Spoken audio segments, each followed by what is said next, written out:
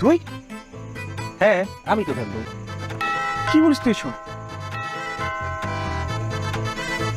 Order তো করেছিলাম বউ, দেখেন কি আসছে। লস প্রজেক্ট, আপনি তো ভুলভাল অর্ডার করে ফেলছেন। আপনাকে কোথায় পাবো?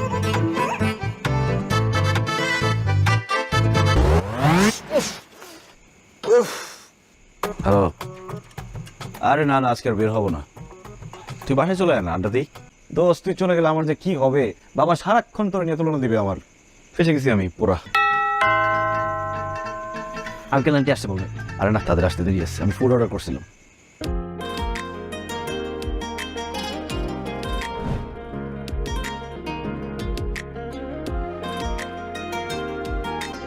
হ্যালো স্যার, আপনার ফুড অর্ডার করেছিলেন, ফুড নিয়ে এসেছি। কিছুই বলছে না, উনি কি শুনতে পান না? শুনতে পাবে না কেন? অবশ্যই শুনতে পায়। আচ্ছা আপনার ভিসা কত? 579। 579। এদিকে বাসন করে মেয়েটা। কার বাসন কর? আরে ওই স্বপ্ন দেখেছি মেয়েটাকে, ওই মেয়েটা। 1000 টাকা নোট। ভাঙতি টাকা 1000 টাকা দিতেছ, দরকার আছে দে না। স্যার ভাঙতি নেই। এখন আমি তো ভাঙতি নাই, বল আরেকদিন এসে যাতে দিয়ে যায়। 1000 টাকা নোট দিলাম না, এখন ভাঙতি টাকা দেওয়ার জন্য মেয়েটা আরেকদিন আসবে। কিছুই বুঝতেছি না ওই। আরে বাসর ঘরের মেয়েটা।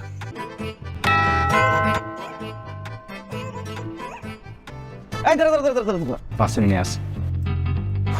বিল কত? 620। এই নিপু। জি ভাইয়া। না তোর জন্য খাবার অর্ডার করেছিলাম, খা।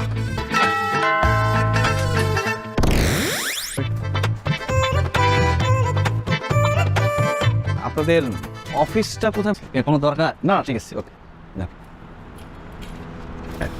ওর অফিসের অ্যাড্রেস পেয়ে গেছি। তাহলে তো ভালো, যা যে টাকাটা উদ্ধার কর। মানে তুই না একটা বেরসিক মানুষ। আমি লাভ আইলামি করতেছি না। সিরিয়াসলি এই প্রেম করার জন্য তুই অ্যাড্রেসটা নিছো? না, ওই অফিসে চাকরি করার জন্য অ্যাড্রেস পেয়ে। এটাই তো রোমান্টিকতা। প্রেমের রোমাঞ্চ না থাকলে ভালোবাসাটা পাঞ্চি হয়ে যায়। ওরে আমার রোমান্স বিশারদ রে।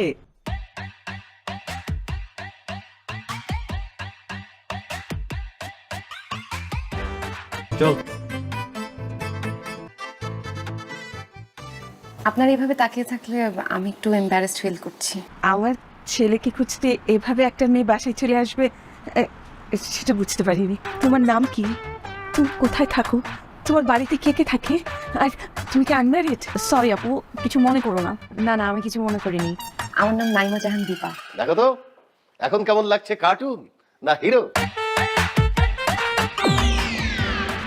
আসসালামু আলাইকুম। ওয়ালাইকুম সালাম। কি 579 টাকা বিল, তুমি 1000 টাকা দিলা। আসছিল? দেখছিস, আমি তারে খুঁজতেছি পুরো ঢাকা শহর, আর সে আমার বাসায় আসছে। তুই আপাতত গাড়িটা নিয়ে এখান থেকে বিদায় হ। পুরো সংসারের দায়িত্ব আমার কাছে, আমি বড় ছেলে। এই দীপা শোনো। আপনি এখানে কি করতেছেন? চাকরি নিতে আসছি। আচ্ছা দীপা, তুমি না অনেকদিন ধরে বলছিলে তোমার একজন অ্যাসিস্ট্যান্ট দরকার। জি স্যার। ঠিক আছে দীপা, তুমি তাহলে একটু ওনাকে তোমার আন্ডারে ট্রেন আপ করো আর আমাদের কাজগুলো ওনাকে বুঝিয়ে দাও। আমাকে একটা ব্যাপার আপনি বুঝিয়ে বলুন তো, আপনি কি শুরু করছেন? ইনচার্জের সঙ্গে এরকম অভিনয় করলেন কেন? 2 দিন সারা শহর তন্ন তন্ন করে আপনাকে খুঁজে পেয়েছি, মানে আপনার ঠিকানা খুঁজে পেয়েছি। কেন? আপনার পাওনা টাকা তো আমি আপনার বাসা দিয়ে আসছি। ইয়েস ম্যাম, এখন থেকে আপনি যা বলবেন আমি তাই শুন।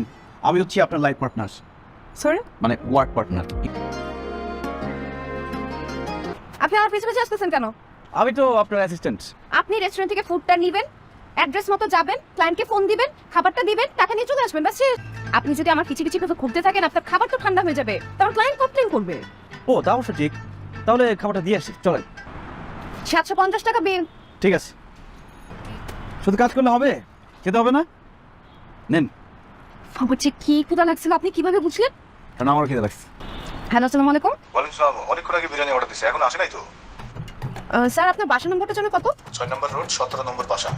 6 নম্বর রোডে যে খাবার দেওয়ার কথা ছিল, তার নাই? বুঝলে খাচ্ছি। আসসালামু আলাইকুম। সুখবর সুখবর সুখবর, আপনি যদি আধা ঘন্টা ধৈর্য ধরে থাকেন তাহলে আপনার মোবাইলে চলে যাবে 500 টাকা।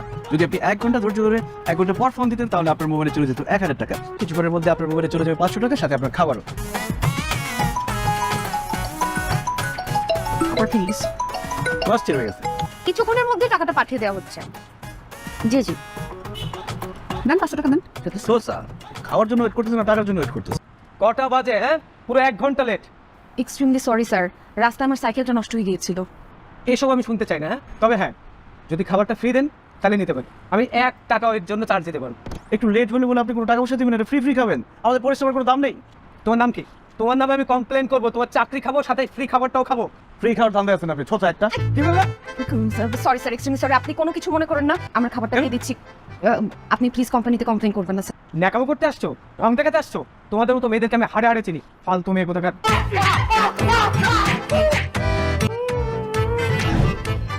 তোমার জন্য চাকরিটা জরুরি না হতে পারে, কিন্তু আমার জন্য কিন্তু এটা অনেক বড় কিছু। কিন্তু কেউ তোমাকে ইনসাল্ট করলে সেটা আমি মানতে পারবো না। হ্যালো, বলেন। কে? আমি কেন, আপনার কাছে আমার নাম্বার সেভ করা নেই? ও মানে কেমন আছেন, ভালো আছেন? ভালোই তো আছে, সারাদিন তো আপনার সাথে ছিলাম। ও হ্যাঁ, সারাদিন তো আপনার সাথে ছিলাম, কথা তো হলো, তাহলে রাখি। হ্যাঁ ঠিক আছে। আচ্ছা, আরেকটা কথা, মানে ফোন যখন করে ফেলছি,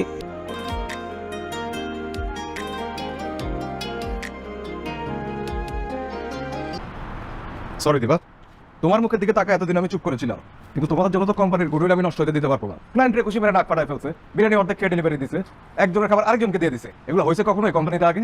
তোমাকে দায়ভার নিতে হবে, কারণ অপু তোমার আন্ডারে ছিল আর তুমি ওকে আগে থেকে চিন্তা। স্যার, আমি আমার সব দোষ মেনে নিচ্ছি, কিন্তু স্যার আমার জবটা প্লিজ। সরি দিবা, আমার এখন কিছু করার নেই।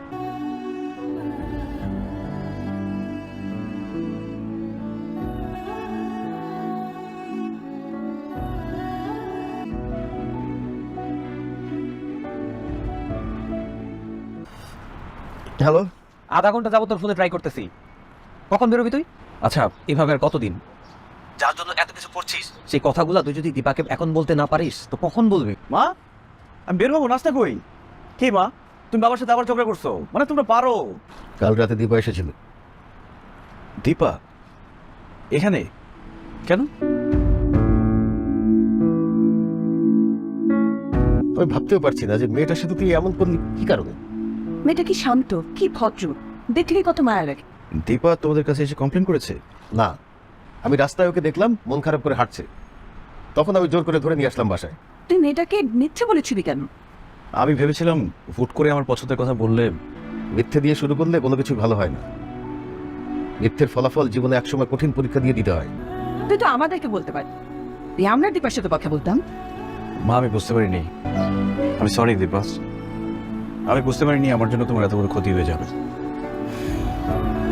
এখন সরি বলে কি হবে? আসলে তুমি আমার স্বপ্নের মানুষ, তোমাকে সরাসরি দেখার পর আমি কি করব, কিভাবে অ্যাপ্রোচ করব কিছুই বুঝে উঠতে পারছিলাম না। আমার বাবা মাও তোমাকে পছন্দ করে, তারা মেনে নিয়েছে।